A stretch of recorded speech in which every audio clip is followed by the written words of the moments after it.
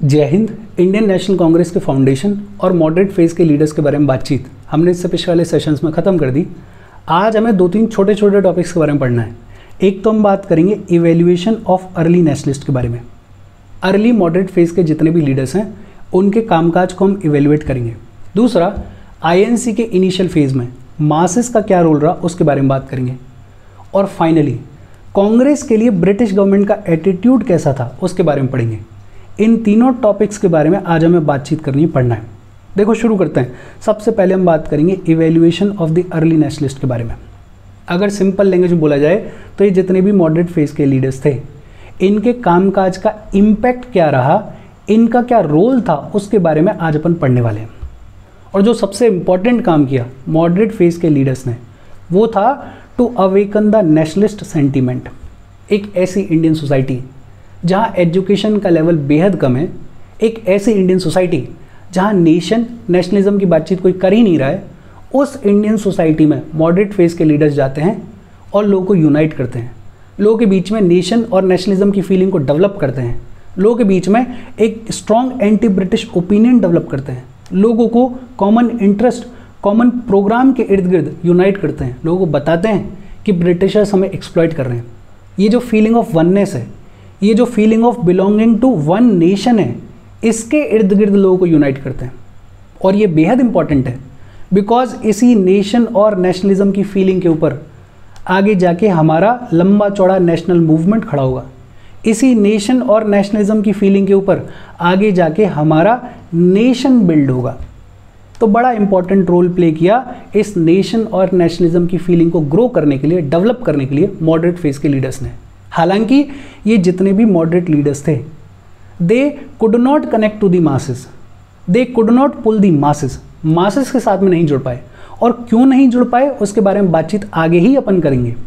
लेकिन हाँ, इनका जितना भी नैरो सोशल बेस था उस नैरो सोशल बेस में इन्होंने नेशन और नेशनलिज्म की फीलिंग को डेवलप करने के लिए, ग्रो करने के लिए बहुत सुंदर काम किया। दूसरा, मॉडरेट फेज के जितने भी लीडर्स थे दे वर प्रोग्रेसिव। इनके काम से समझ में आता है। अभी अपन बात कर रहे थे ऐसी इंडियन सोसाइटी है जहाँ पे एजुकेशन नहीं है, जहाँ पे नेशन की कोई बात नहीं कर रहा है, जहाँ पे नेशनलिज्म की कोई बात नहीं कर रहा है, जिसको ब्रिटिशर्स एक्सप्लॉइट कर रहे हैं। उस इंडियन सोसाइटी में जाके ब्रिटिशर्स के अगेंस्ट में बात करना, ब्रिटिशर्स के अगेंस्ट में एक strong anti British opinion develop करना, नेशन नेशनलिज्म की बातचीत करना, फीलिंग ऑफ वननेस की बातचीत करना, ये अपने आप में प्रोग्रेसिव आइडियाज़ थे। तो moderate leaders they were progressive. जितने भी लोग थे उनको पॉलिटिकल वर्क के लिए, उनको पॉलिटिकल एक्टिविटीज़ के लिए, उनको पॉलिटिकल पार्टिसिपेशन के लिए ट्रेन करना, इसमें भी बड़ा इंपॉर्टेंट रोल रहा मॉडरेट लीडर्स का। इसी ट्रेनिंग का नतीजा है कि आगे जाके नेशनल मूवमेंट में मासेस पार्टिसिपेट करेंगे, लोग पार्टिसिपेट करेंगे। मॉडर्न आइडियाज़ जितने भी थे उनको पॉपुलराइज किया गया, जैसे लिबर्टी है, इक्वालिटी है, फ्रीडम है। ब्रिटिशर्स का जो एक्सप्लॉइटेटिव नेचर है उसके बारे में लोगों को जानकारी दी। तो एक तो पॉलिटिकली लोगों को तैयार करना, दूसरा मॉडर्न आइडियाज़ को लोगों के बीच में पॉपुलराइज करना, इसमें बड़ा सिग्निफिकेंट रोल प्ले किया मॉडरेट लीडर्स ने। ब्रिटिशर्स की कॉलोनियल रूल की जो भी एक्सप्लॉइटेटिव पॉलिसीज़ थी, जो भी एक्सप्लॉइटेटिव कैरेक्टर था, उसके लोगों के बीच में एक्सपोज करना, उसमें भी बड़ा इंपॉर्टेंट रोल प्ले किया मॉडरेट लीडर्स ने। और सबसे सुंदर बात क्या है, ये जितना भी काम कर रहे थे मॉडरेट फेज के leaders, it was based on hard realities. लोगों को सेंटिमेंट के बेसिस पे, लोगों को रिलीजन के बेसिस पे डिवाइड नहीं किया जा रहा था, या रिलीजन के बेसिस पे लोगों को अपनी तरफ नहीं खींचा जा रहा था। हार्ड रियलिटीज़ के बेसिस पे काम किया जा रहा था। लोगों को बताया जा रहा था कि भाई आपको एक्सप्लॉइट किया जा रहा है, लोगों को बताया जा रहा था कि हमारा नेशन हो सकता है, लोगों को बताया जा रहा था कि हमें ब्रिटिशर्स के अगेंस्ट में स्ट्रगल करना है, लोगों को बताया जा रहा था कि लिबर्टी नाम की कोई चीज़ है, इक्वालिटी नाम की कोई चीज़ है, फ्रीडम नाम की कोई चीज़ है। रिलीजन के बेसिस पर लोगों को नहीं खींचा जा रहा, सेंटिमेंट्स के बेसिस पर लोगों को नहीं खींचा जा रहा, एक स्ट्रॉन्ग बेस ले डाउन किया जा रहा है बिकॉज कामकाज जो है it is based on hard realities. और ये जितने भी मॉडरेट फेज के लीडर्स थे इनका ये स्ट्रॉन्ग बिलीफ था कि इंडियंस को इंडियंस के इंटरेस्ट के हिसाब से रूल किया जाना चाहिए। और इस बेसिक पॉलिटिकल ट्रुथ को इन मॉडरेट फेज के लीडर्स ने इंडियंस के बीच में स्टैब्लिश किया। मतलब ऑल इन ऑल अपन ये कह सकते हैं कि आगे जाके जो मास नेशनल मूवमेंट होगा उसके लिए सॉलिड बेस, उसके लिए सॉलिड फाउंडेशन ले डाउन करी मॉडरेट फेज के लीडर्स ने। बड़ा सिंपल, क्या रोल है, बड़ा पॉजिटिव सा रोल है मॉडरेट फेज के लीडर्स का। हालांकि इनकी कुछ कमियां थी जो कि अपन ने पढ़ी, लेकिन वो कमियां बट नेचुरल थी, बिकॉज शुरुआत कर रहे थे हम। लेकिन जब लार्जर पिक्चर देखेंगे तो बहुत पॉजिटिव रोल था इन मॉडरेट फेज के लीडर्स का, नेशन की फीलिंग, नेशनलिज्म की फीलिंग को डेवलप करने के लिए, ग्रो करने के लिए, एक strong anti British opinion develop करने के लिए। हालांकि ये मासेस के साथ में नहीं जुड़ पाए थे, और मासेस के साथ में क्यों नहीं जुड़ पाए थे उसकी बातचीत अभी अपन करेंगे। दे वर प्रोग्रेसिव लीडर्स, दे वर प्रोग्रेसिव पीपल। लोगों को पॉलिटिकल पार्टिसिपेशन के लिए ट्रेन करना, मॉडर्न आइडियाज को पॉपुलराइज करना, ब्रिटिशर्स की जो एक्सप्लॉइटेटिव पॉलिसीज हैं उनको एक्सपोज करना, इन सब में बड़ा इंपॉर्टेंट रोल प्ले किया मॉडरेट फेज के लीडर्स ने। अच्छा, सवाल आता है कि मासेस के साथ में क्यों नहीं जुड़ पाए ये मॉडरेट फेज के लीडर्स। 1885 से लेके 1905 के बीच में कहा जाता है मॉडरेट फेज, और इस फेज में मासेस का जो पार्टिसिपेशन है वो बेहद कम है पॉलिटिकल लेवल पे, वो बेहद कम है इंडियन नेशनल कांग्रेस में। ये जितने भी मॉडरेट फेज के लीडर्स हैं, इनका जो सोशल बेस है, इनकी जो सोशल रीच है वो बेहद नैरो है, और इसका रीज़न खुद मॉडरेट्स हैं। बिकॉज मॉडरेट्स जो हैं वो मासेस में बिलीव नहीं करते थे। उनका मानना ये था कि एक तो हाईली अनएजुकेटेड सोसाइटी है, हाईली कंजर्वेटिव सोसाइटी है, ये जितने भी मासेस हैं ये बेहद कंजर्वेटिव हैं, और अगर इनको बिना ट्रेन किए हुए पॉलिटिकल प्लेटफॉर्म दे दिया गया तो दिक्कत हो जाएगी। इनका मानना ये था, मॉडरेट फेज के लीडर्स का मानना ये था कि पहले मासेस को ट्रेन करने की ज़रूरत है, तैयार करने की ज़रूरत है पॉलिटिकल लड़ाई के लिए, उसके बाद इनको पॉलिटिकल पार्टिसिपेशन में इन्वॉल्व करना है। अगर पहले कर लेंगे तो ये आपस में ही लड़के मर जाएंगे। कंजर्वेटिव आइडियाज़ हैं इनके, कंजर्वेटिव थॉट्स हैं, और इसी वजह से मॉडरेट फेज के जितने भी लीडर्स हैं उन्होंने मासेस को अवॉइड किया। लेकिन गलती हो गई इनसे। गलती क्या हुई, मॉडरेट फेज के लीडर्स को ये रियलाइज़ नहीं हुआ कि जब तक आप मासेस का पॉलिटिकल पार्टिसिपेशन इंश्योर नहीं करोगे, जब तक उन्हें एक्चुअल स्ट्रगल में नहीं डालोगे, तब तक उनको रियलाइज़ ही नहीं होगा कि हमारी लड़ाई कितनी बड़ी है, तब तक उनको रियलाइज़ ही नहीं होगा कि हमारा ऑब्जेक्टिव क्या है, एम क्या है। आप सिर्फ बोल के लोगों को एक्चुअल कंडीशन नहीं बता सकते हो। एक तरफ आप मासेस को अवॉइड कर रहे हो, दूसरी तरफ कोशिश कर रहे हो कि वो अवेकन हो जाए। ये मिस कर गए कि जब मासेस को पॉलिटिकल पार्टिसिपेशन में इन्वॉल्व किया जाएगा, जब स्ट्रगल में डाला जाएगा, तभी धीरे धीरे वो ट्रेन होंगे, तभी धीरे धीरे उनको समझ में आएगा कि हमारी लड़ाई कितनी बड़ी है, तभी धीरे धीरे उनको समझ में आएगा कि आइडिया ऑफ नेशन क्या है, आइडिया ऑफ नेशनलिज्म क्या है, और तभी वो धीरे धीरे यूनाइट होंगे। और इसका नुकसान मॉडरेट्स को हुआ।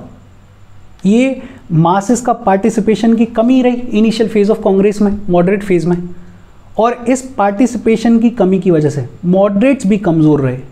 भाई, जब आपको मासेस का सपोर्ट होता है तो आप मजबूत होते हो, जब आपको मासेस का सपोर्ट नहीं है तो आप फिर थोड़े लीनियंट रहोगे, थोड़े शांत रहोगे। और इसी वजह से इनिशियल फेज में जितने भी मॉडरेट्स हैं वो अथॉरिटीज़ के अगेंस्ट में अग्रेसिव पॉलिटिकल पोजीशन रख ही नहीं पाए कभी, बिकॉज उनको पता था कि पीछे कोई बैकिंग नहीं है। अगर बैकिंग होती मासेस की तो ये भी हो सकता है अग्रेसिव पॉलिटिकल पोजीशंस लेते अथॉरिटीज़ के अगेंस्ट में। और आगे जाके 1905 के बाद जाके जो एक्सट्रीमिस्ट लीडर्स आएंगे, जो यंग लीडर्स आएंगे कांग्रेस में, उनमें और मॉडरेट फेज के लीडर्स में जो विवाद होगा, जो लड़ाई होगी, उसका एक रीज़न होगा मासेस का पार्टिसिपेशन। एक्सट्रीमिस्ट लीडर्स जो हैं वो बोलेंगे कि हमें मासेस को इन्वॉल्व करना चाहिए। मॉडरेट फेज के लीडर्स जो हैं वो इन मासेस के पार्टिसिपेशन के अगेंस्ट में हैं। अगर सिंपल लैंग्वेज बोलें तो कांग्रेस के अर्ली फेज में मासेस का कोई बहुत सिग्निफिकेंट रोल नहीं है। मासेस को पॉलिटिकल पार्टिसिपेशन में इन्वॉल्व ही नहीं किया गया है, बिकॉज मॉडरेट फेज के लीडर्स को लग रहा है कि ये अभी तक तैयार नहीं है, पहले इनको ट्रेन करने की ज़रूरत है, उसके बाद इनको प्लेटफॉर्म प्रोवाइड करो। मासेस का बहुत ज़्यादा सिग्निफिकेंट रोल 1905 के बाद देखने को मिलेगा, जब बाल गंगाधर तिलक जैसे, लाला लाजपत राय जैसे लीडर्स आएंगे, और फिर गांधी जब अल्टीमेटली आएंगे, तब मासेस का प्रोमिनेंट रोल देखने को मिलेगा। दोनों चीज़ें अपन ने पढ़ ली। अपन ने ये भी देख लिया कि अर्ली नेशनलिस्ट ने किस तरीके से ग्राउंड वर्क ले डाउन किया, और दूसरा ये भी देख लिया कि मासेस का जो रोल है वो पैसिव था। इसके बाद बात आती है कि कांग्रेस के एस्टेब्लिशमेंट के बाद ब्रिटिश गवर्नमेंट का एटीट्यूड कैसा था। और शुरुआत से ही ब्रिटिश इंडियन गवर्नमेंट जो है वो कांग्रेस के अगेंस्ट में हॉस्टाइल थी, कांग्रेस से नाराज थी। अपने को ये दिख रहा है कि कांग्रेस के जितने भी लीडर्स हैं वो इनिशियल फेज में मॉडरेट हैं, लिबरल हैं, कॉन्स्टिट्यूशनल एजिटेशन कर रहे हैं, प्रेयर, पेटिशन, प्रोपेगेंडा के थ्रू अपनी डिमांड्स रख रहे हैं, लेकिन उसके बावजूद ब्रिटिश इंडियन गवर्नमेंट जो है वो कांग्रेस के प्रति हॉस्टाइल थी। इनफैक्ट 1887 में सरकार ने कांग्रेस के लीडर्स को कन्विंस करने की कोशिश करी कि वो अपने कामकाज को सिर्फ सोशल इश्यूज तक लिमिटेड रखें और ब्रिटिश रूल को, कॉलोनियल रूल को क्रिटिसाइज ना करें। लेकिन इनिशियल फेज के मॉडरेट लीडर्स ने इस डिमांड को मानने से मना कर दिया and they continued to criticize the colonial rule. एक तरीके से ब्रिटिश इंडियन गवर्नमेंट को ये समझ में आ गया था कि कांग्रेस जो है वो एक सिग्निफिकेंट अपोनेंट के जैसे तैयार हो रही है, और फिर गवर्नमेंट ने कांग्रेस को ओपनली कंडेम करने की शुरुआत कर दी, तरीके निकालने की शुरुआत कर दी जिसके थ्रू कांग्रेस की क्रेडिबिलिटी को थोड़ा कम किया जाए, झुकाया जाए। जैसे गवर्नमेंट ने जितने भी नेशनलिस्ट थे उनको सेडिशियस ब्राह्मण्स बुलाने की शुरुआत करी, एक तरीके से देशद्रोही बुलाने की शुरुआत करी, डिसलॉयल बाबूज बुलाने की शुरुआत करी। लॉर्ड डफरिन ने कांग्रेस को बुलाया फैक्ट्री ऑफ सेडिशन, और ये इंपॉर्टेंट है, क्या पता कभी किसी एग्जाम में पूछ लें कि कांग्रेस को फैक्ट्री ऑफ सेडिशन किसने बुलाया? लॉर्ड डफरिन ने बुलाया।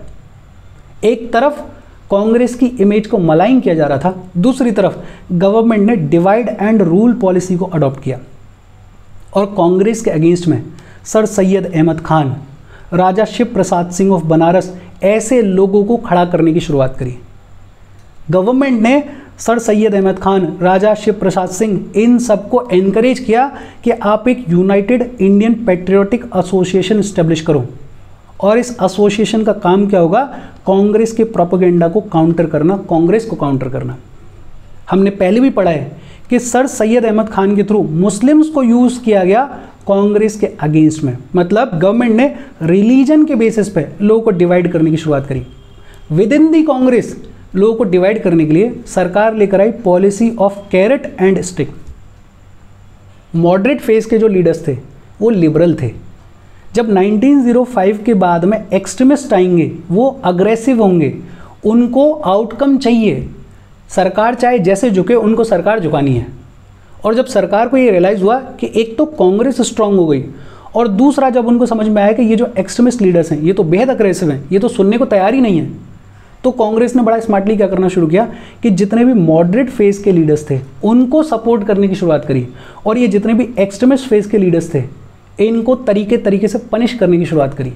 आगे चल के अपन पढ़ेंगे 1907 में कांग्रेस का एक सेशन होगा सूरत में, और यहाँ पे सूरत स्प्लिट हुआ, मतलब कांग्रेस जो है वो डिवाइड हुई।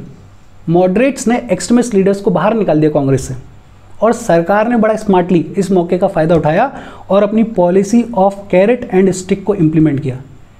Policy of carrot and stick में क्या है? कैरेट के तहत जितने भी मॉडरेट फेज के लीडर्स थे उनको पैसिफाई करने की कोशिश करी, उनको एनकरेज करने की कोशिश करी, और इसी एनकरेजमेंट के चलते मॉर्ले मिंटो रिफॉर्म्स आएंगे 1909 के, ये सब अपने को आगे पढ़ना है।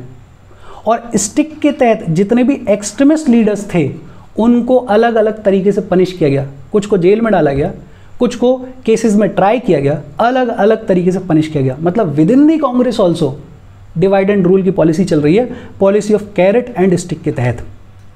लेकिन अपने को ये पता है कि इन सब कोशिशों के बावजूद ब्रिटिश गवर्नमेंट फेल हो गई, और जो नेशनलिज्म की फीलिंग है वो कंटिन्यूसली ग्रो होती रही, और अल्टीमेटली हमें फ्रीडम मिल गया। ये लड़ाई आगे कैसे चली मॉडरेट फेज के बाद में, उसकी बातचीत अगले सेशंस में अपने को करनी है। फिलहाल के लिए अपने को ये समझ में आ गया है कि एक तो अर्ली नेशनलिस्ट ने बड़ा पॉजिटिव रोल प्ले किया लोगों को यूनाइट करने में, लोगों के बीच में नेशन और नेशनलिज्म की फीलिंग को ग्रो करने में। दूसरा अपने को ये भी समझ में आ गया कि मॉडरेट फेज के दौरान मासेस का पार्टिसिपेशन बहुत ज़्यादा नहीं था, और उसका रीज़न खुद मॉडरेट लीडर्स थे। बिकॉज मॉडरेट लीडर्स का ऐसा मानना था कि अभी मासेस तैयार नहीं है, मासेस कंजर्वेटिव हैं, और उनको पॉलिटिकल पार्टिसिपेशन में लाने से पहले ट्रेन करने की ज़रूरत है। और तीसरा, कांग्रेस के प्रति ब्रिटिश इंडियन गवर्नमेंट का जो एटीट्यूड था वो हमेशा से हॉस्टाइल था, वो हमेशा से नेगेटिव था। कांग्रेस को कमज़ोर करने के लिए उसकी इमेज को मलाइन किया गया। लॉर्ड डफरिन ने कांग्रेस को बुलाया फैक्ट्री ऑफ सेडिशन। इसके अलावा डिवाइड एंड रूल पॉलिसी के तहत सर सैयद अहमद खान और राजा शिव प्रसाद सिंह जैसे लोगों को खड़ा किया गया। इनको बोला गया कि आप यूनाइटेड इंडियन पेट्रियोटिक एसोसिएशन बनाओ कांग्रेस को काउंटर करने के लिए। लोगों को रिलीजन के बेस पर डिवाइड किया गया। विद इन दी कांग्रेस जो लीडर्स हैं उनको policy of carrot and stick के तहत डिवाइड किया गया। लेकिन बावजूद इस सब के हमारे कंट्री में नेशन और नेशनलिज्म की फीलिंग कंटिन्यूसली ग्रो होती रही। लोगों के बीच में sense of oneness continuously grow होता रहा। और इसके साथ आज की बातचीत अपन ख़त्म कर रहे हैं। अच्छा, जाने से पहले वीडियो पे लाइक के बटन को दबा दो, शेयर कर दो अपने सोशल मीडिया हैंडल्स पे और चैनल को सब्सक्राइब कर लो। कोई डाउट है कमेंट करके पूछ सकते हो, कोई सजेशन है कमेंट करके बता सकते हो। Thank you very much.